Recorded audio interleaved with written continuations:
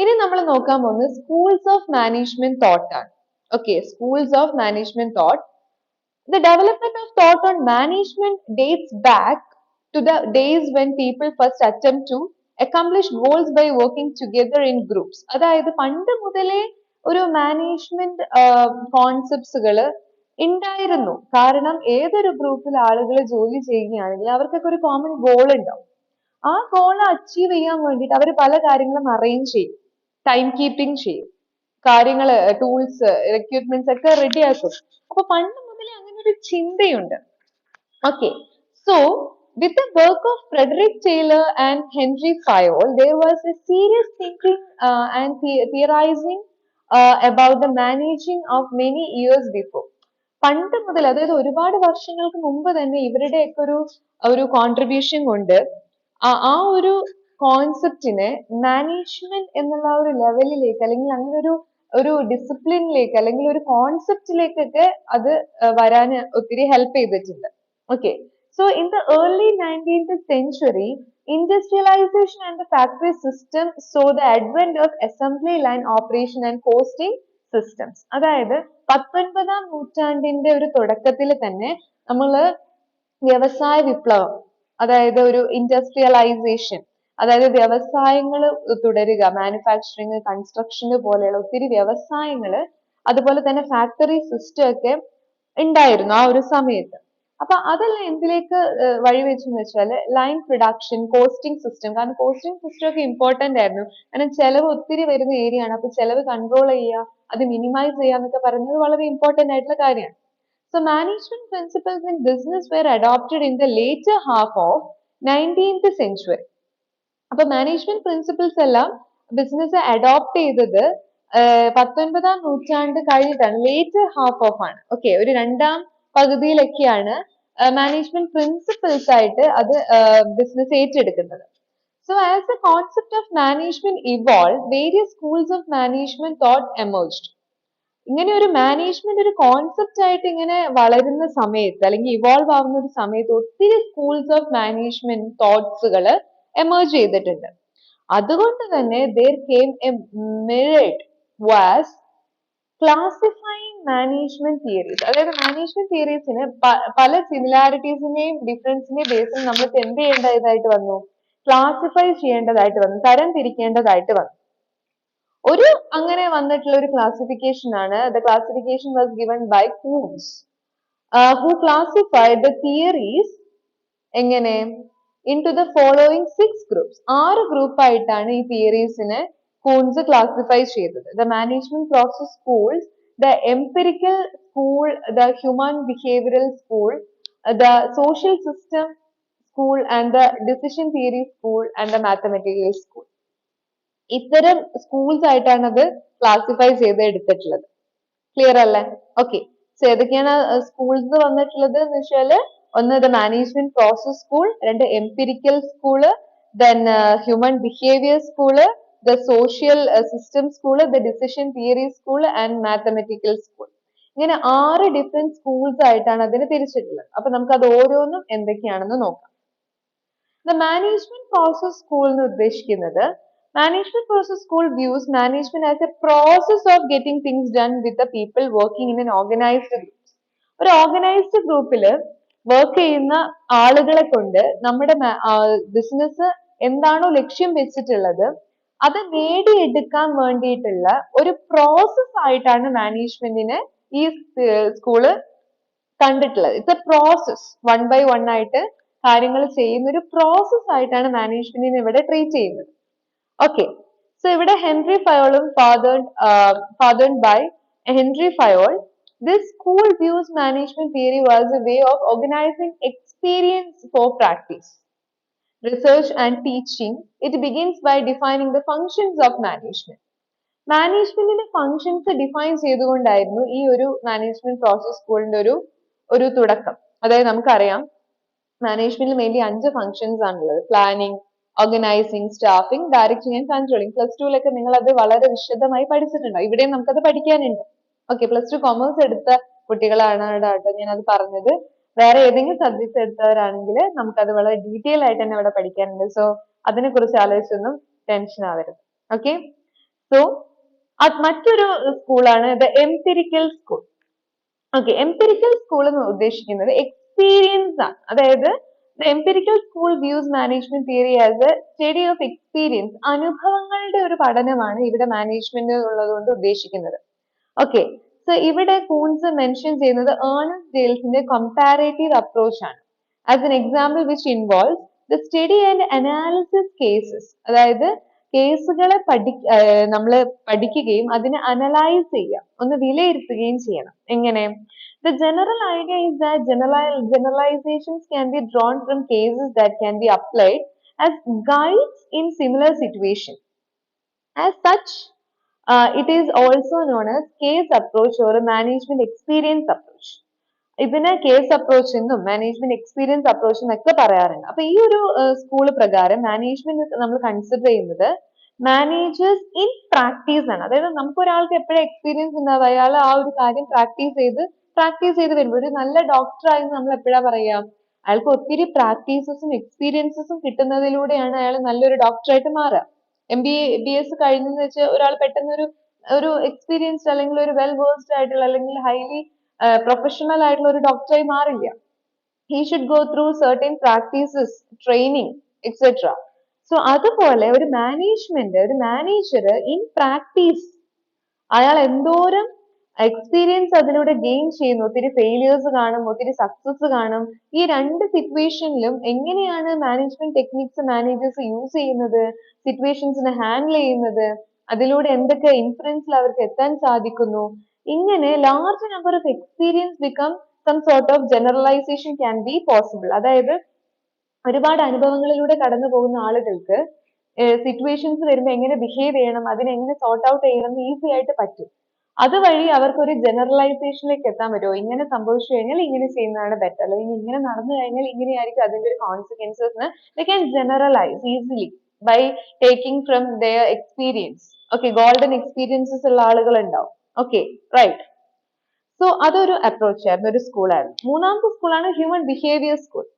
ഇവിടെ the central thesis of human behavior school is that since management involves done with people, management theory must be centered on interpersonal relation. അതായത് ആളുകൾ തമ്മിൽ അങ്ങോട്ടും ഇങ്ങോട്ടുള്ള ബന്ധത്തിന് വളരെയധികം പ്രാധാന്യമുണ്ട്. ഒരു സ്ഥാപനത്തിലായാലും വീട്ടിലാണെങ്കിലും ഫ്രണ്ട്സിന്റെ ഇടയിലാണെങ്കിലും ആരുടെ ഇടയിലാണെങ്കിലും interpersonal relations are highly important.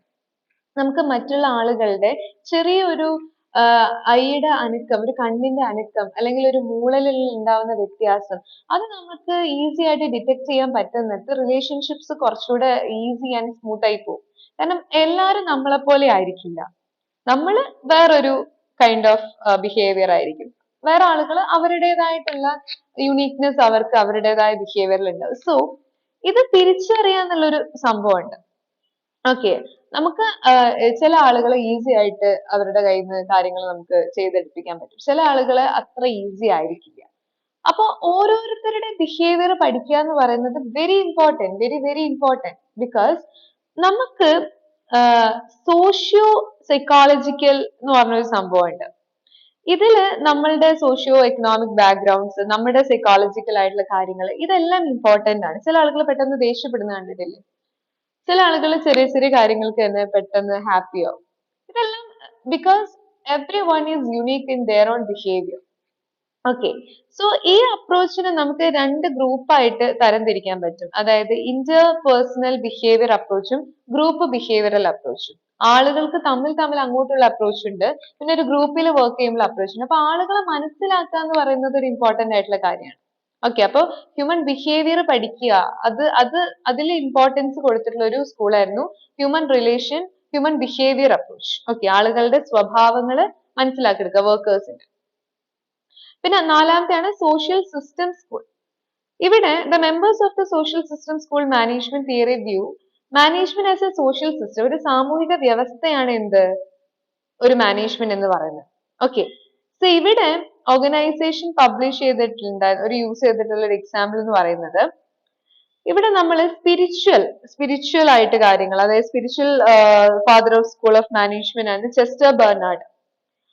And ഇവിടെ the social system school identifies the nature of the cultural relations of various social groups and how they are related and integrated. അതായത് ഒത്തിരി സാമൂഹിക വ്യവസ്ഥയില് പലതരത്തിലുള്ള സോഷ്യൽ ബാക്ക്ഗ്രൗണ്ടിൽ നിന്ന് വരുന്ന ആളുകളായിരിക്കും.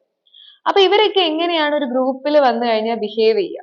ഓക്കെ, ഒത്തിരി വ്യത്യസ്ത സ്വഭാവ സവിശേഷതകളുള്ള ആളുകൾ ഒരു സോഷ്യൽ സിസ്റ്റത്തിലോട്ട് വരുന്ന സമയത്ത് അവരെങ്ങനെയാണ് അതുമായിട്ട് പൊരുത്തപ്പെട്ട് പോവുക?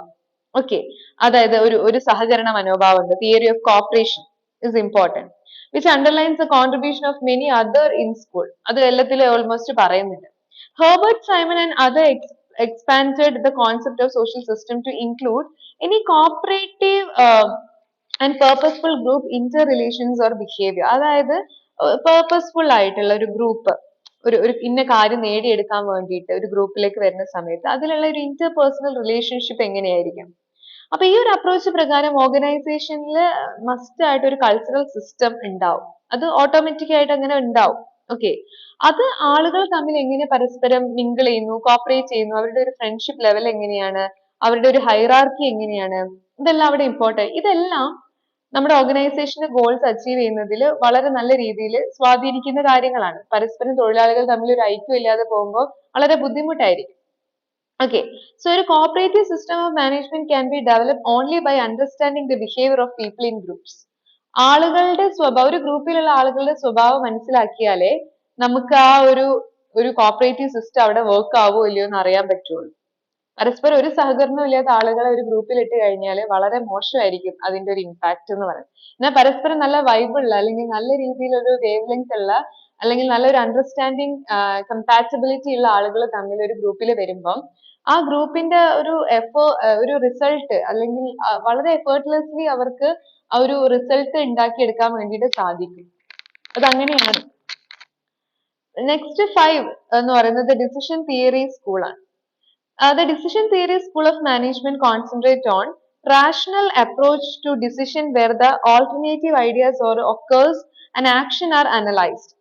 അതായത് ഒരു റാഷണൽ ആയിട്ട് പ്രത്യേകിച്ച് ഒരു രീതിയിലുള്ള നമ്മളെ ഇൻഫ്ലുവൻസ് ചെയ്യാതെ തന്നെ നമ്മൾ എങ്ങനെ റാഷണലി ബിഹേവ് ചെയ്യുന്നു, ഒരു അപ്രോച്ച്, അതായത് പ്രോബ്ലത്തിനോടുള്ള ഒരു basic problem of management around decision making, നമ്മൾ എങ്ങനെ തീരുമാനം എടുക്കുന്നു, നമ്മൾ എങ്ങനെ ഒരു പ്രശ്നത്തിനുള്ള ഓൾട്ടർനേറ്റീവ്സിനെ സജസ്റ്റ് ചെയ്യുന്നു, കണ്ടുപിടിക്കുന്നു, അതിൽ നിന്ന് എങ്ങനെ ഏറ്റവും മികച്ചതിനെ തെരഞ്ഞെടുക്കുന്നു. അപ്പൊ ഈ ഒരു അപ്രോച്ച് മെയിൻ ആയിട്ട് ഉദ്ദേശിക്കുന്നത് ഡിസിഷൻ മേക്കിങ്ങിലാണ്. തീരുമാനങ്ങൾ എടുക്കുക. ഒരു മാനേജർ ഒരു ജോബിൽ എടുക്കുന്ന അദ്ദേഹം ഒരു തീരുമാനം എടുക്കുമ്പോൾ അതിനെ സ്വാധീനിക്കുന്ന ഘടകങ്ങൾ, അത് ആ തീരുമാനം ഓർഗനൈസേഷൻ ഏത് രീതിയിലായിരിക്കും ഒരു റിസൾട്ട് കൊടുക്കുക, അതിന്റെ ഒരു ഡിസിഷൻ മേക്കിംഗ് യൂണിറ്റ് എങ്ങനെയായിരിക്കണം, അവർക്ക് വേണ്ട കാര്യങ്ങൾ എന്തൊക്കെയാണ്, അവർക്ക് എങ്ങനത്തെ ഇൻഫർമേഷൻസ് കറക്റ്റ് സമയത്ത് കിട്ടണം. ഒരു ബിസിനസ്സിനെ ഏറ്റവും കൂടുതൽ എഫക്ട് ചെയ്യുന്ന കാര്യമാണ് ആ ബിസിനസ് എടുക്കുന്ന തീരുമാനങ്ങൾ. So the decision should be rational. ഒരു രീതിയിലും ബയാസ്ഡ് ആവരുത്, ഒരു രീതിയിലും കൺവീനിയൻസ് നോക്കിയിട്ടാവരുത്, ഒരു രീതിയിലും പാർഷ്യൽ ആവരുത്. It should be rational, it should be scientific. Okay, അവിടെ ഫീലിങ്സിനും ഇമോഷൻസിനും ഒന്നും അല്ല പ്രാധാന്യം കൊടുക്കേണ്ടത്. It should be rational. ഒരു യുക്തിപരമായിട്ട് നമ്മൾ എങ്ങനെ കാര്യങ്ങൾ നോക്കി കാണുന്നത്, കോമൺ സെൻസ് യൂസ് ചെയ്ത് ലോജിക്കലി എന്താണ് നമ്മൾ അവിടെ തീരുമാനിക്കേണ്ടത്. Okay, and sixth one is the mathematical school. This is the last one. The mathematical school എന്ന് പറയുമ്പം ഇവിടെ management as a system of mathematical model and process. ഇവിടെ കുറച്ച് മോഡൽസിനും പ്രോസസ്സിനൊക്കെ പ്രാധാന്യം കൊടുക്കുന്നുണ്ട്. അതായത് operations research and management scientist ഒക്കെയാണ് ഇവിടെ നമ്മൾ യൂസ് ചെയ്യുക. But Koontz points out that in his view mathematical tool is not a school. Koontz പറയുന്നത് ആ ഒരു തോട്ട് ഇറ്റ്സ് ഫൈൻ, ബട്ട് അതൊരു സ്കൂൾ അല്ല എന്നാണ് പറയുന്നത്. ഓക്കെ, അപ്പൊ ഇത്രയും കാര്യങ്ങളാണ് നമ്മൾ എന്തിൽ പറഞ്ഞത്, സ്കൂൾസ് ഓഫ് മാനേജ്മെന്റ് തോട്ട്സിൽ പറഞ്ഞത്. ഏതൊക്കെയാണ്? Management process school, the empirical school, അതുപോലെ ദ ഹ്യൂമൻ ബിഹേവിയർ സ്കൂള്, അതുപോലെ social system school and decision theory school and mathematical school. Clear അല്ലേ? ഇത്ര ഏരിയ നിങ്ങൾക്ക് ക്ലിയർ ആണെന്ന് വിശ്വസിക്കുന്നു. Okay, ready. അടുത്ത ഇമ്പോർട്ടന്റ് ആയിട്ടുള്ള ഒരു ഏരിയ ആണ്, വളരെ വളരെ ഇമ്പോർട്ടന്റ് ആയിട്ടുള്ള ഒരു ഏരിയ ആണ് Frederick Taylor and scientific management. FW ടൈലറും സയന്റിഫിക് മാനേജ്മെന്റ് അറിയാലോ. സയന്റിഫിക് മാനേജ്മെന്റ് എന്ന് പറയുന്നത് എന്താണ്? നമ്മൾ ഒരു ഓർഗനൈസേഷനിൽ എന്ത് കാര്യം ചെയ്യുകയാണെങ്കിലും അത് ശാസ്ത്രീയപരമായിരിക്കണം. Scientific management means that knowing exactly what you want men to do and seeing that they are doing it in the best and cheapest way. Okay. അതായത് നമ്മുടെ സ്ഥാപനത്തിൽ ഒരുപാട് കാര്യങ്ങൾ നമുക്ക് നേടിയെടുക്കാനുണ്ട്. ആ ആ കാര്യങ്ങളൊക്കെ നേടിയെടുക്കുന്നത് വളരെ കൃത്യമായിട്ടുള്ള റൂട്ടിലൂടെ ആയിരിക്കണം. സയന്റിഫിക് ആയിട്ട് ഒത്തിരി ശാസ്ത്രീയപരമായ പഠനങ്ങൾ നടത്തി അതിന്റെ വെളിച്ചത്തിലായിരിക്കണം നമ്മൾ തീരുമാനങ്ങൾ എടുക്കേണ്ടത്. അവിടെ ഇമോഷൻസിനോ ഫീലിങ്സിനോ അല്ല പ്രാധാന്യം കൊടുക്കേണ്ടത്. ക്ലിയർ? അപ്പോ സയന്റിഫിക് മാനേജ്മെന്റിന്റെ പിതാവ് എന്നാണ് ഫ്രെഡറിക് ടൈലർ അറിയപ്പെടുന്നത്. ഓക്കെ. സോ അദ്ദേഹത്തിന്റെ വളരെ ഫേമസ് ആയിട്ടുള്ള പുസ്തകമായിട്ടുള്ള principles of scientific management which was published in 1911 പറയുന്നുണ്ട്, scientific management involves a complete mental revolution on the part of the working man in any particular establishment or industry and is equally complete mental revolution on that part of the management side. Taylor വളരെ വ്യക്തമായിട്ട് അദ്ദേഹത്തിന്റെ ആ ഒരു പുസ്തകത്തിൽ scientific മാനേജ്മെന്റിനെ വളരെ beautiful ആയിട്ട് define ചെയ്തിട്ടുണ്ട്. അതിൽ ഗ്രേറ്റ് മെന്റൽ റെവല്യൂഷൻ ഒത്തിരി ടേക്ക് പ്ലേസ് ചെയ്യുന്നുണ്ട് ആ ഒരു കാര്യത്തിൽ. നമ്മളെ മനുഷ്യന്റെ സ്വഭാവം, ആറ്റിറ്റ്യൂഡ്, ആളുകൾക്കിടയിൽ അവരുടെ ആ ഒരു അറ്റൻഷൻ, ഇതെല്ലാം വളരെ ഇമ്പോർട്ടന്റ് ആയിട്ട് നമുക്ക് ട്രീറ്റ് ചെയ്യേണ്ട കാര്യങ്ങളാണ്. അപ്പൊ ഇതിനൊക്കെ വേണ്ടിയിട്ട് ഫണ്ടമെന്റൽ പ്രിൻസിപ്പിൾസ് അദ്ദേഹം എസ്റ്റാബ്ലിഷ് ചെയ്തിട്ടുണ്ട്. ഏതൊക്കെയാണ്? ഒന്ന്, replacing old rule of come with science. നമ്മൾ പണ്ട് ഉപയോഗിച്ചിട്ടുള്ള ആ ഒരു ഓൾഡ് റൂൾ ഓഫ് കം അതെടുത്ത് മാറ്റി, അതായത് ഫീലിങ്സിന് ഇമോഷൻസിന് ഒക്കെ പ്രാധാന്യം കൊടുത്തിട്ടല്ല ഒരു സ്ഥാപനത്തിൽ തീരുമാനങ്ങൾ എടുക്കേണ്ടത്. It should be based on scientific study. Science ആണ് നമ്മൾ അവിടെ അപ്ലൈ ചെയ്യേണ്ടത്. And obtaining harmony in group action rather than Discord. പരസ്പരം അങ്ങോട്ടും ഇങ്ങോട്ടും വഴക്കുകളും ബഹളങ്ങളും അല്ല ഉണ്ടാക്കേണ്ടത്, തർക്കങ്ങളല്ല വേണ്ടത്. പരസ്പരം അങ്ങോട്ടും ഇങ്ങോട്ടും ഒരു ചരടില് കോർത്ത മുത്തുകൾ പോലെ അത്രയും മനോഹരമായിട്ടുള്ള ഒരു ഹാർമണി, ഒരു സമാധാനപരമായിട്ടായിരിക്കണം അവിടെ എന്തുണ്ടാവേണ്ടത്, വർക്ക് നടന്നു പോവേണ്ടത്. പരസ്പരം അങ്ങോട്ടും ഇങ്ങോട്ടുള്ള ഒരു contribution, that's very important especially in A group action. അല്ലാതെ തർക്കങ്ങളും വഴക്കുകളും അല്ല വേണ്ടത്. And achieving corporation of human beings rather than chaotic individualism. എന്റെ താല്പര്യങ്ങൾ, എന്റെ ഇഷ്ടങ്ങൾ, എന്റെ അഭിപ്രായങ്ങൾ എന്നതിലുപരി സ്ഥാപനത്തിന്റെ താല്പര്യങ്ങൾ, സ്ഥാപനത്തിന്റെ നേട്ടങ്ങൾ, സ്ഥാപനത്തിന്റെ ലക്ഷ്യങ്ങൾ. അങ്ങനെ സ്ഥാപനത്തിന്റെ ലക്ഷ്യങ്ങൾ നേടിയെടുക്കാൻ പരസ്പരം വർക്കേഴ്സും മാനേജ്മെന്റും അങ്ങോട്ടും ഇങ്ങോട്ടും ഒരുപോലെ എന്ത് ചെയ്യണം? കോപ്പറേറ്റ് ചെയ്യണം, സഹകരിക്കണം. അല്ലാതെ അവിടെ ഒരു ഇൻഡിവിജ്വലിസം, എന്റെ കാര്യം, എന്റെ മാത്രം, അതിനല്ല അവിടെ പ്രാധാന്യം കൊടുക്കേണ്ടത്.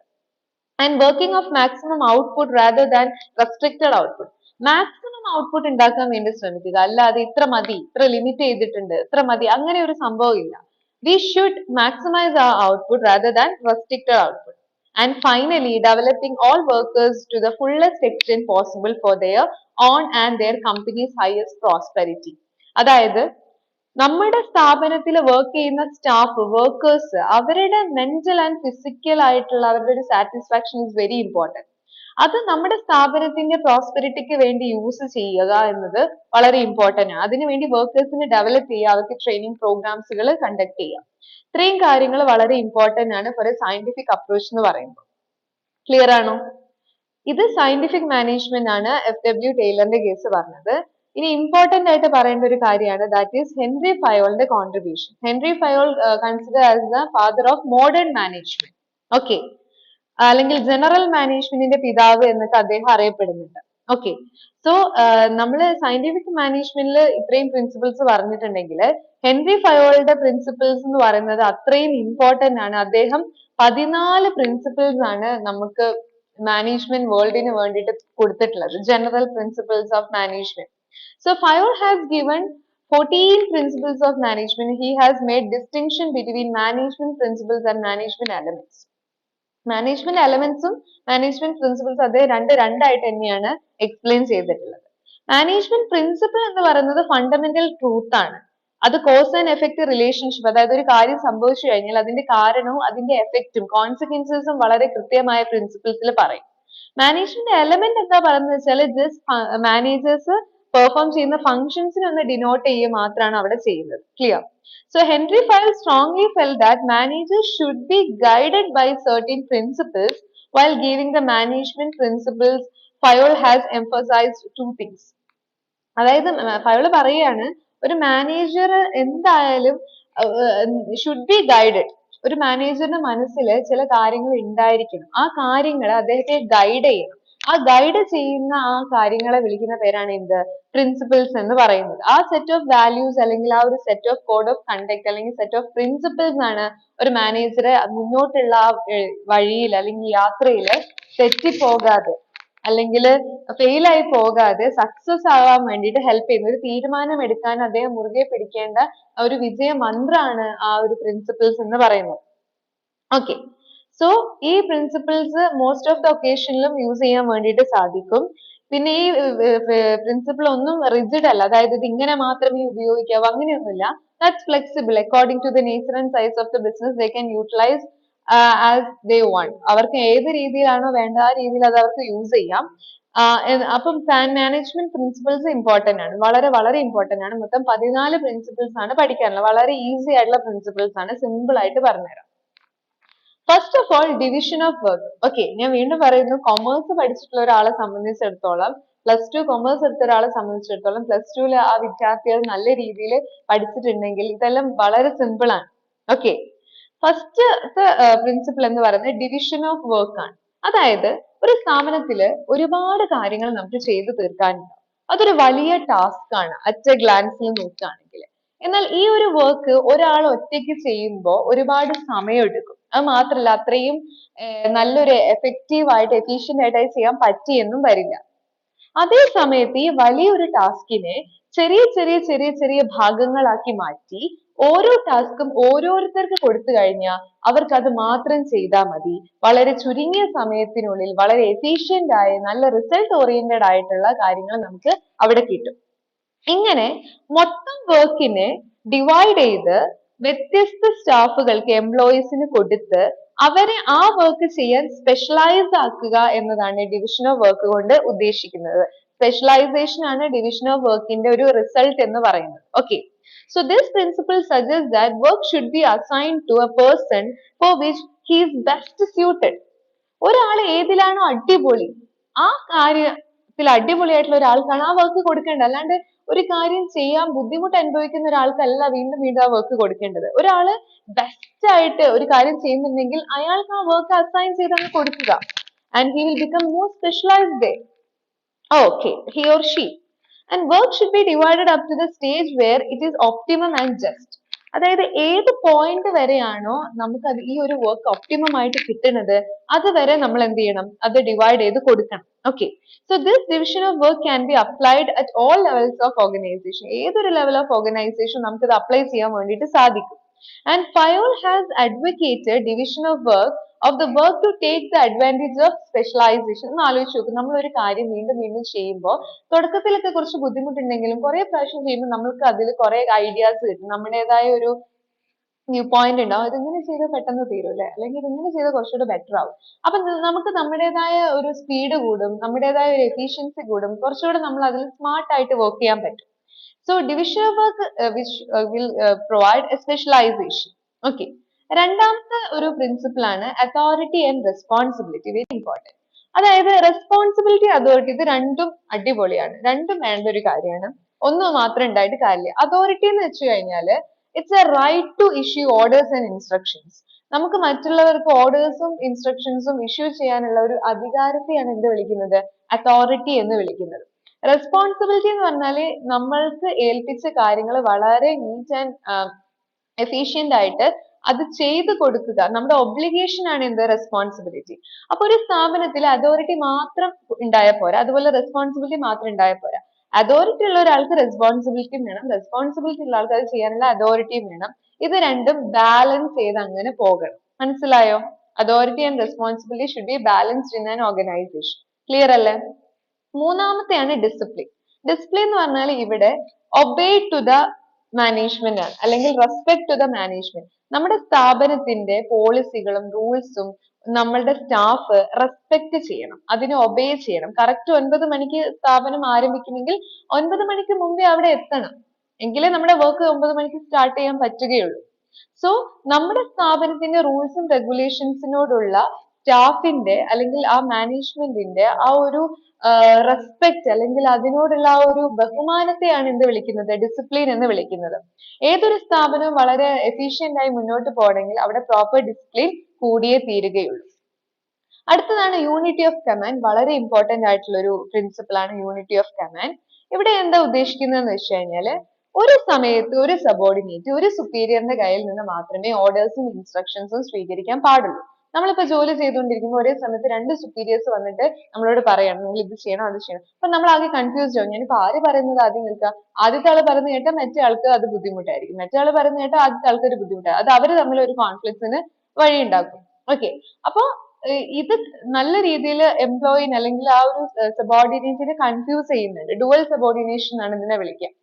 സോ ഈ ഒരു ഹെൻറി ഫയോളിന്റെ ഈ ഒരു പ്രിൻസിപ്പിൾ പ്രകാരം ഒരു വർക്കർക്ക് അല്ലെങ്കിൽ ഒരു സബോർഡിനേറ്റിന് ഒരു സമയത്ത് ഒരു സുപ്പീരിയറിൽ നിന്ന് മാത്രമേ ഓർഡേഴ്സ് സ്വീകരിക്കാൻ പാടുള്ളൂ. Dual subordination should be avoided. A subordinate should receives orders and instructions only from one superior at A time. ഇതാണ് എന്ത് പറയുന്നത്? യൂണിറ്റി ഓഫ് കമാൻഡ് പറയുന്നത്. അല്ലെങ്കിൽ അയാൾ ആകെ കൺഫ്യൂസ്ഡ് ആയി പോകും. ഓക്കെ, അടുത്തതാണ് യൂണിറ്റി ഓഫ് ഡയറക്ഷൻ. അതായത് ഇപ്പോ ഒരു ഡിപ്പാർട്ട്മെന്റ്, ആ ഒരു ഡിപ്പാർട്ട്മെന്റിന് ഒരു പ്ലാനും ഒരു ഒബ്ജക്റ്റീവും ഇങ്ങനെയല്ല ഉള്ളത്. സോ അതായത് ഒരു ലക്ഷ്യം വെച്ച് മുന്നോട്ട് പോകുന്ന ഒരു ഡിപ്പാർട്ട്മെന്റിന് ഒരു പ്ലാനും ഒരു ഹെഡും മാത്രമേ ഉണ്ടാവാൻ പാടുള്ളൂ. ഒന്നിൽ കൂടുതൽ പ്ലാനുകളും ഒന്നിൽ കൂടുതൽ ഹെഡുകളും ഉണ്ടായി കഴിഞ്ഞാൽ ഇതിൽ ഏത് ഫോളോ ചെയ്യണം എന്നുള്ള കാര്യത്തിൽ നമ്മൾ ആകെ ഡൗട്ട് അടിച്ചു പോകും. അത് പിന്നെ ഒത്തിരി ഡിലേസ് ഉണ്ടാവും. ഓക്കെ, സോ ഒരു ലക്ഷ്യം, ദിസ് ഇസ് ദ പോയിന്റ്, ഒരു ലക്ഷ്യം മാത്രമുള്ള, അതായത് ഒരു ഒബ്ജക്റ്റീവ് ഉള്ള ഒരു ഡിപ്പാർട്ട്മെന്റിന് അല്ലെങ്കിൽ ഒരു സ്ഥാപനത്തിന് അവരുടെ യാത്രയിൽ മുന്നോട്ട് പോകുമ്പോൾ ഒരു പ്ലാനും ഒരു ഹെഡും മാത്രമേ ഉണ്ടാവാൻ പാടുള്ളൂ. There should be one head and one plan for a department or an organization having single objective or one objective. ഇതിനെയാണ് യൂണിറ്റി ഓഫ് ഡയറക്ഷൻ. ഡയറക്ഷൻ എപ്പോഴും യൂണിറ്റ് ആയിരിക്കണം, ഒരുപോലെ ആയിരിക്കണം മുന്നോട്ട് പോകേണ്ടത്. അടുത്ത ആറാമത്തെ ഇമ്പോർട്ടന്റ് ആയിട്ടുള്ള ഒരു പ്രിൻസിപ്പിൾ ആണ് subordination of individual interest to general interest. ഇത് നമ്മൾ സയന്റിഫിക് മാനേജ്മെന്റിൽ പറഞ്ഞിട്ടുണ്ടായിരുന്നു. Cooperation not individualism. അതായത് ഒരു സ്ഥാപനം ആകുമ്പോൾ അവിടെ ഒരുപാട് ആളുകൾ ഉണ്ടാവും, മാനേജ്മെന്റ് ഉണ്ടാവും, വർക്കേഴ്സ് ഉണ്ടാവും. അപ്പൊ നമ്മുടെ ആസ് എ വർക്കർ നമ്മുടെ വ്യക്തിപരമായ താല്പര്യങ്ങളല്ല നമ്മൾ അവിടെ കാണിക്കേണ്ടത്, സ്ഥാപനത്തിന്റെ താല്പര്യങ്ങൾക്കാണ് കൂടുതൽ ഇമ്പോർട്ടൻസ് കൊടുക്കുന്നത്. അപ്പൊ നമ്മുടെ വ്യക്തിപരമായ താല്പര്യങ്ങൾ നമ്മൾ അവിടെ സബോർഡിനേറ്റ് ചെയ്തിട്ട് ജനറൽ ഇൻട്രസ്റ്റ് ആയിട്ടുള്ള സ്ഥാപനത്തിന്റെ ഇൻട്രസ്റ്റ് വേണം കൂടുതൽ പ്രാധാന്യം കൊടുക്കാൻ. ആൻഡ് സെവൻത് വൺ ആണ് റെമ്യൂണറേഷൻ. നമ്മുടെ സ്ഥാപനത്തിൽ വർക്ക് ചെയ്യുന്ന എംപ്ലോയീസ് എല്ലാം വളരെ സാറ്റിസ്ഫൈഡ് ആയിരിക്കണം വിത്ത് ദെയർ വേജസ്. അവര് അതിൽ സാറ്റിസ്ഫൈഡ് ആയിട്ടില്ലെങ്കിൽ അവർ നമ്മളെ വിട്ടുപോകും. അത് നമുക്ക് വീണ്ടും ദോഷം ചെയ്യും. നമ്മൾ ഓൾറെഡി അവർക്ക് വേണ്ടി ട്രെയിനിങ് ഒക്കെ കൊടുത്ത് ഒത്തിരി കോസ്റ്റ് ആയിരിക്കുകയാണ്. അപ്പൊ അവരെ നമ്മൾ വിട്ടു പോകാതിരിക്കാൻ അവർ ചെയ്യുന്ന ജോലിക്ക് കൃത്യമായ ഫെയർ വേജസ് കൊടുക്കണം.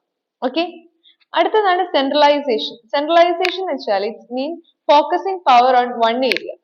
ഒരു സ്ഥാപനത്തിൽ 3 ലെവലുകൾ ഉണ്ട്, top level, middle level, lower level. അപ്പൊ ഒരു ഏരിയയിൽ മാത്രം നമ്മള് നമ്മുടെ ഒരു ശ്രദ്ധ, അല്ലെങ്കിൽ ഇപ്പൊ ടോപ്പ് ലെവലിലാണ് സ്ഥാപനത്തിന്റെ മൊത്തം കാര്യങ്ങൾ തീരുമാനിക്കുന്നതെന്ന് വിചാരിച്ചു. അപ്പൊ അതിന്റെ അർത്ഥമാണ് സെൻട്രലൈസേഷൻ. അതായത് focusing the power in one area, concentrating power on one area. അപ്പൊ മിഡിൽ ലെവലിന്റെ ആണെങ്കിലും ലോവർ ലെവലിന്റെ ആണെങ്കിലും തീരുമാനങ്ങളൊക്കെ എടുക്കുന്നത് ടോപ്പ് ലെവലിൽ വെച്ചിട്ടാണ്. മനസ്സിലായോ? അതിനെയാണ് സെൻട്രലൈസേഷൻ പറയുക. ഒരു ഏരിയയിൽ ബാക്കിയുള്ള എല്ലാത്തിനെ കുറിച്ചുള്ള തീരുമാനങ്ങൾ എടുക്കുക. ഇനി ഡീസെൻട്രലൈസേഷൻ എന്ന് പറഞ്ഞു കഴിഞ്ഞാൽ എന്താണ്? ടോപ്പ് ലെവലിന്റെ കാര്യങ്ങളൊക്കെ ടോപ്പ് ലെവലിൽ തീരുമാനിക്കുക, മിഡിൽ ലെവലിന്റെ കാര്യങ്ങളൊക്കെ മിഡിൽ ലെവലിൽ തീരുമാനിക്കുക, ലോവർ ലെവലിന്റെ കാര്യങ്ങളൊക്കെ ലോവർ ലെവലിൽ തീരുമാനിക്കുക. അതായത് അതാത് ഡിപ്പാർട്ട്മെന്റുകൾ അല്ലെങ്കിൽ അതാത് ലെവലിലുള്ള കാര്യങ്ങൾ അവരവർ തന്നെ അതിനുള്ള തീരുമാനങ്ങൾ എടുക്കുക, ഡീസെൻട്രലൈസ് ചെയ്ത് കൊടുക്കുക. പക്ഷേ ചില സിറ്റുവേഷനിൽ ഓർഗനൈസേഷനെ മൊത്തത്തിൽ ബാധിക്കുന്ന കാര്യങ്ങൾ ടോപ്പ് ലെവൽ തന്നെ എടുക്കേണ്ടതായിട്ട് വരും. അപ്പോൾ സെൻട്രലൈസേഷൻ ആവശ്യമാണ്. എന്നാൽ ചില സിറ്റുവേഷനിൽ അതിന്റെ ആവശ്യമില്ല, അവരുടെ കാര്യങ്ങൾ എടുത്താൽ മതിയോ. ഓക്കെ, അപ്പോ സെൻട്രലൈസേഷൻ നമുക്ക് ആവശ്യമാണ്, ഡീസെൻട്രലൈസേഷൻ ആവശ്യമാണ്. അത് സിറ്റുവേഷൻ ബേസ് ചെയ്തിട്ടാണ്, അല്ലെങ്കിൽ നേച്ചർ ഓഫ് ഡിസിഷനെ ബേസ് ചെയ്തിട്ടാണ്. വളരെ ഡേ ടു ഡേ കാര്യങ്ങളുമായിട്ട് റിലേറ്റ് ചെയ്യുന്ന ഒരു കാര്യം ടോപ്പ് ലെവലിൽ തീരുമാനിക്കേണ്ട ആവശ്യമില്ല, അത് അതാത് ഡിപ്പാർട്ട്മെന്റുകൾക്ക് അല്ലെങ്കിൽ ലെവലിൽ തീരുമാനിക്കാവുന്നതേ ഉള്ളൂ. So it should be balanced. നമ്മൾ നേരത്തെ അതോറിറ്റി ആൻഡ് റെസ്പോൺസിബിലിറ്റി പറഞ്ഞ പോലെ സെൻട്രലൈസേഷനും ഡീസെൻട്രലൈസേഷനും എന്താവണം, ബാലൻസ് ചെയ്ത് അങ്ങനെ പോകണം. അടുത്തതാണ് ഒൻപതാമത് സ്കാലാർ ചെയിൻ. നമുക്കറിയാം ഒരു സ്ഥാപനം എന്ന് പറയുമ്പോൾ ഒരു ഹൈറാർക്കി ഉണ്ട്, ഒരു പദവികളുള്ള ഒത്തിരി ആളുകളുണ്ട്. അപ്പൊ നമുക്കിപ്പോ ഒരു ലോവർ ലെവലിലുള്ള എംപ്ലോയിക്ക് ചാടി കയറി വേഗം പോയി ടോപ്പ് ലെവലിലുള്ള മാനേജ്മെന്റിലുള്ള ആളുകളോട് സംസാരിക്കാൻ പറ്റില്ല. അതിന് അതിൻ്റെതായിട്ടുള്ള ഒഫീഷ്യൽ ആയിട്ടുള്ള ഒത്തിരി കമാൻഡുകളും ഒത്തിരി ലൈൻ ഓഫ് ഫോർമാലിറ്റീസ് ഉണ്ട്. അപ്പൊ അങ്ങനെ ഓർഗനൈസേഷനിലെ കമ്മ്യൂണിക്കേഷനിൽ ഈ ഒരു ഹൈറാർക്കി ഫോളോ ചെയ്യുന്നതിനെ വിളിക്കുന്ന പേരാണ് സ്കാലാർ ചെയിൻ. ഓക്കെ, അതായത് ഇത് കുറച്ച് ഡിലേ ആണ്, കുറച്ച് സമയം എടുക്കും, ലാഗ് ഒക്കെ ആണെങ്കിലും അതിനൊരു ഒരു ഒരു രീതി ഉണ്ട്, ഒരു കൃത്യമായ ഒഫീഷ്യൽ ചെയിൻ ഓഫ് കമാൻഡിലൂടെ ഇപ്പൊ എയിൽ നിന്ന് ബിയിലേക്ക് പോയി, ബിയിൽ നിന്ന് സിയിലേക്ക് പോയി, സിയിൽ നിന്ന് ഡിയിലേക്ക് പോയി, അങ്ങനെ അവിടെ ഒരു കൃത്യമായ ഒഫീഷ്യൽ ചെയിൻ ഓഫ് കമാൻഡ് ഉണ്ട്, ഒഫീഷ്യൽ ആയ ഫോർമൽ ആയിട്ടുള്ള ലൈൻ ഓഫ് കമാൻഡ് ഉണ്ട്. അതിലൂടെ മാത്രമേ ഈ കമ്മ്യൂണിക്കേഷൻ നടക്കാൻ പാടുള്ളൂ. ഓക്കെ, സോ ഇങ്ങനെ വരുന്ന സമയത്ത് ചില സിറ്റുവേഷൻസിൽ, ചില എമർജൻസി സിറ്റുവേഷനിൽ ഈ ഒരു ഹൈറാർക്കി നമുക്ക് ചിലപ്പോൾ ഫോളോ ചെയ്യാൻ പറ്റിയെന്ന് വരില്ല. അപ്പൊ ഒരു ലൂപ്പ് ഹോൾ ഉണ്ട്. ഒരേ ലെവലിലുള്ള, ഒരേ ലെവൽ, ഇപ്പൊ ഡിപ്പാർട്ട്മെന്റൽ മാനേജേഴ്സ് എന്ന് പറയുമ്പോൾ അവർ ഒരേ ലെവലാണ്. അങ്ങനെ ഒരേ സെയിം ലെവലിലുള്ള ആളുകൾക്ക് തമ്മിൽ അങ്ങോട്ടും ഇങ്ങോട്ടും എന്ത് ചെയ്യാം, കമ്മ്യൂണിക്കേറ്റ് ചെയ്യാം. അങ്ങനെയുള്ള ഒരു ലൂപ്പ് ഹോൾ അല്ലെങ്കിൽ അങ്ങനെയുള്ള ഒരു വയലേഷൻ ഓഫ് സ്കേലാർ ചെയിൻ ആണ് എന്ത്, ഗ്യാങ് പ്ലാങ്ക് എന്ന് അറിയപ്പെടുന്നത്. എന്താണ് അതിന്റെ പേര്? Gang plank. ചോദിക്കാറുണ്ട് കേട്ടോ. ഓക്കെ, അടുത്തതാണ് ഓർഡർ. നമ്മൾ പറയില്ലേ നമ്മുടെ വീട്ടിലൊക്കെ, ഓ ഈ സാധനം ഒരു സ്ഥലത്ത് വെച്ചെടുത്ത് കാണില്ല എന്ന് പറയും. അപ്പൊ ആരെയും പറയാം അത് വെച്ച് എടുക്കുന്ന സ്ഥലത്ത് തന്നെ തിരിച്ച് വെക്കാത്തത് കൊണ്ടാണെന്ന് പറയാറുണ്ട് അല്ലെ. അതായത് ഒരു വീട്ടിലാണെങ്കിലും ഒരു സ്ഥാപനത്തിലാണെങ്കിലും ആളുകളുടെ അറേഞ്ച്മെന്റിലാണെങ്കിലും ഒക്കെ എല്ലാത്തിനും അതിൻ്റെതായ ഒരു കൃത്യമായ പൊസിഷൻ ഉണ്ട്. നമ്മൾ പറയും ഓരോന്ന് ഇരിക്കേണ്ടിടത്ത് ഇരിക്കണം എന്ന് പറയും. അതുപോലെ തന്നെയാണ് സ്ഥാപനത്തിലും. സ്ഥാപനത്തിലെ വ്യക്തികൾ, അതായത് അവിടുത്തെ സ്റ്റാഫ് ആണെങ്കിലും ഒരു ടൂൾ ആണെങ്കിലും ഒരു എക്യുപ്മെന്റ് ആണെങ്കിലും തിങ്സ് ആണെങ്കിലും എല്ലാത്തിനും അതിൻ്റെതായിട്ടുള്ള ഒരു സ്ഥാനമുണ്ട്, കൃത്യമായ പൊസിഷൻ ഉണ്ട്. അത് അവിടെ തന്നെ ആയിരിക്കുകയും വേണം. ഇതിങ്ങനെ ഡിസോർഡർ ആയി കിടക്കാൻ പാടില്ല. ഇതിപ്പോ ഒരു ടൂള് ഒരു ഓഫീസ് റൂം അല്ലെങ്കിൽ ഒരു സ്റ്റോർ റൂമിൽ നിന്ന് ഒരാൾ എടുത്തു കൊണ്ടുപോയിട്ടുണ്ടെങ്കിൽ അത് തിരിച്ച് അവിടെ തന്നെ കൊണ്ടുപോയി വെക്കണം. അല്ലാതെ ഇയാൾക്ക് തോന്നുന്ന സ്ഥലത്ത് കൊണ്ടുപോയി ഇടരുത്. എന്തായിരിക്കും സംഭവിക്കുക? പിന്നെ ഈ ടൂള് അന്വേഷിച്ച് ആ ഓഫീസ് മുഴുവൻ നടക്കേണ്ടതായിട്ട് വരും. അങ്ങനെ ചെയ്യാൻ പാടില്ല. അപ്പൊ പലരും വീട്ടിൽ നിന്നൊക്കെ പുറത്തിറങ്ങുന്ന സമയത്ത് ഈ കാറിന്റെ കീ ഒക്കെ അന്വേഷിച്ച് ഇങ്ങനെ നടക്കും. കാരണം എന്താ, ഈ കീ വെക്കാൻ അവിടെ ഒരു പൊസിഷൻ ഉണ്ടാവാം, പക്ഷെ അത് അവിടെ വെക്കത്തില്ല. അത് നമ്മൾ തോന്നിയ എവിടെയെങ്കിലും കൊണ്ടുവയ്ക്കും, പിന്നെ ഇത് അന്വേഷിച്ച് നടക്കും, ഒത്തിരി സമയം പോകും, അങ്ങനെ കുറെ പ്രശ്നങ്ങളുണ്ട്. സോ ഇൻ ദിസ് കോണ്ടെക്സ്റ്റ് ഒരു ഓർഗനൈസേഷനിൽ ഓരോ സാധനങ്ങൾക്കും വ്യക്തികൾക്കും അവരവരുടേതായ അല്ലെങ്കിൽ അതിൻ്റെതായ ഒരു പൊസിഷൻ ഉണ്ട്. അത് അവിടെ തന്നെ ആയിരിക്കണം. ക്ലിയർ അല്ലേ? അതിനെയാണ് ഓർഡർ എന്ന് വിളിക്കുന്നത്. അടുത്തതാണ് 11ാമത്തത് ഇക്വിറ്റി. ഇക്വിറ്റി എന്ന് പറഞ്ഞു കഴിഞ്ഞാല് കൈൻഡ് ആയിരിക്കുക. അതായത് നമ്മൾ പറയും നീതിപരമായിട്ട് ലോയൽ ആയിട്ട് കാര്യങ്ങൾ ചെയ്യുക. ഒരിക്കലും പാർഷ്വാലിറ്റി ഉണ്ടാവാൻ പാടില്ല. അതുപോലെ ദയയില്ലാത്ത രീതിയിൽ പെരുമാറാൻ പാടില്ല. നല്ല രീതിയിലുള്ള മാനേഴ്സ് ഉണ്ടായിരിക്കണം. നല്ല രീതിയിലായിരിക്കണം ലേബേഴ്സിനോടും സബോർഡിനേറ്റ്സിനോടൊക്കെ നമ്മൾ സംസാരിക്കേണ്ടതും ബിഹേവ് ചെയ്യേണ്ടതും. അവരോടുള്ള ഇടപെടലൊക്കെ വളരെ നല്ല രീതിയിലായിരിക്കും. ഒരു രീതിയിലും പാർഷ്വാലിറ്റി കാണിക്കാൻ പാടില്ല, ഡിസ്ക്രിമിനേഷൻ ഉണ്ടാവാൻ പാടില്ല, ഇനീക്വാലിറ്റി ഉണ്ടാവാൻ പാടില്ല. എല്ലാം വളരെ ന്യായവും നീതിപരവുമായിട്ടായിരിക്കണം സ്ഥാപനം നടന്നു പോവേണ്ടത്. ആരോടും പ്രത്യേക ഒരു ഫേവറിസം അങ്ങനെയൊന്നും ഉണ്ടാവാൻ പാടില്ല. 12ാമത്തെയാണ് stability of tenure of person. അതായത് ഒരു ആള് ഒരു ജോലി പഠിച്ചുകൊണ്ടിരിക്കുകയെന്ന് വിചാരിക്കും. ഒരാൾ പുതുതായിട്ട് ജോയിൻ ചെയ്തതാണ് അല്ലെങ്കിൽ ഓൾറെഡി ഉണ്ട്, അയാൾ ഒരു ഡിപ്പാർട്ട്മെന്റിൽ ഇട്ടിട്ടുണ്ട്, അയാൾ അത് വർക്ക് ചെയ്യുന്നുണ്ട് നന്നായിട്ട്.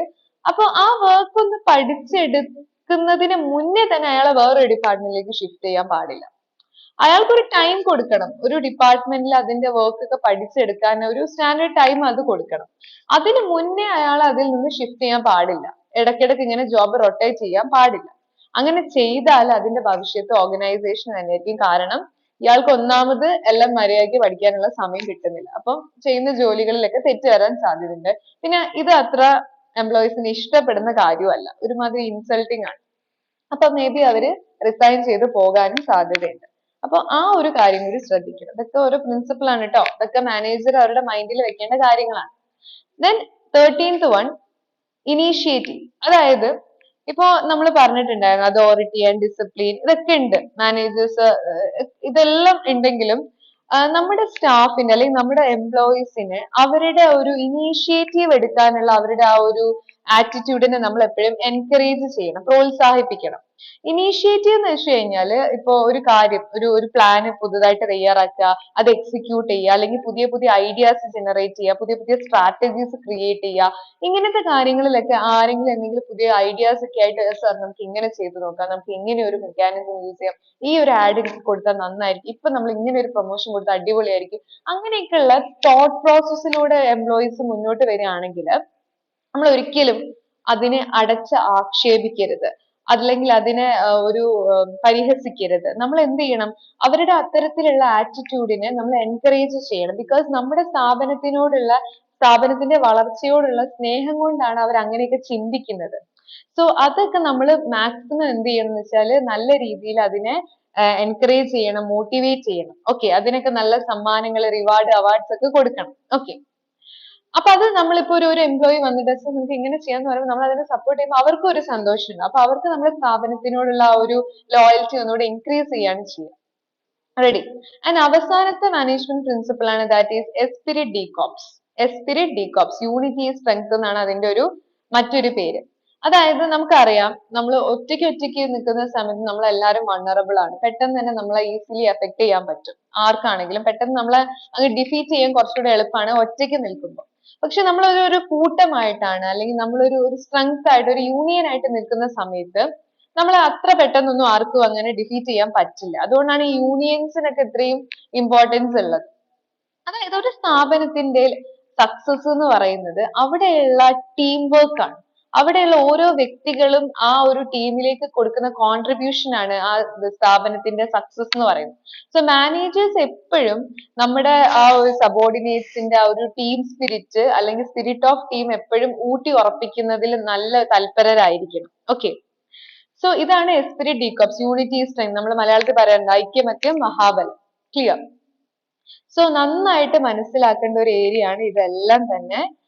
വളരെ നീറ്റ് ആയിട്ട് പഠിക്കുക. ഓക്കെ, അപ്പൊ ഫയോള് 14 പ്രിൻസിപ്പിൾസ് ആണ് ഈ രീതിയിൽ അഡോപ്റ്റ് ചെയ്തിട്ടുള്ളത്, അല്ലെങ്കിൽ ഫോർമുലേറ്റ് ചെയ്തിട്ടുള്ളത്. Fayol made it clear that these principles can be applied most of organisation. ഒട്ടുമിക്ക സ്ഥാപനങ്ങളിലും ഈ പ്രിൻസിപ്പിൾസ് ഒക്കെ നമുക്ക് അഡോപ്റ്റ് ചെയ്യാവുന്നതാണ്. മാനുഫാക്ചറിങ് കൺസേൺസിൽ കൂടുതലും സയന്റിഫിക് മാനേജ്മെന്റ് പ്രിൻസിപ്പിൾസും, അഡ്മിനിസ്ട്രേഷൻ ലെവലിൽ കൂടുതലും ഈ ഹെൻറി ഫയോളിന്റെ 14 പ്രിൻസിപ്പിൾസ് ആണ് കൂടുതലായിട്ട് യൂസ് ചെയ്യുന്നത്.